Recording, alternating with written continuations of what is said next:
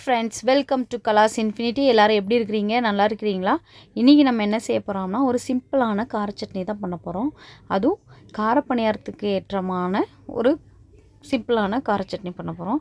வாங்க அது எப்படி செய்கிறதுங்கிறது பார்க்கலாம். அதுக்கு முன்னாடி நம்மளோட சேனலை சப்ஸ்கிரைப் பண்ணாதவங்க சப்ஸ்கிரைப் பண்ணுங்கள். வாங்க வீடியோக்குள்ளே போகலாம்.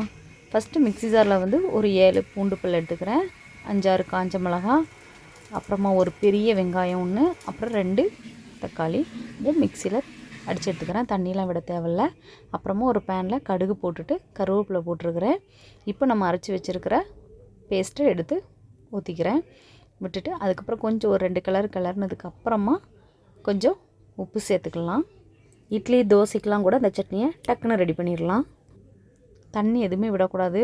இது ரொம்ப நேரம் நம்ம ஸ்டவ்வில் வச்சுருந்தாலுமே தக்காளி ஜூஸ் மாதிரி அப்படி தனியாக திரிஞ்சு போகிற மாதிரி. அதனால் ரொம்ப நேரமும் வச்சுருக்கக்கூடாது. சால்ட்டு போட்டுட்டு கொஞ்சம் அந்த கலர் இப்படி சேஞ்ச் ஆகி வரையும் ஸ்டவ் ஆஃப் பண்ணிட வேண்டியதான்.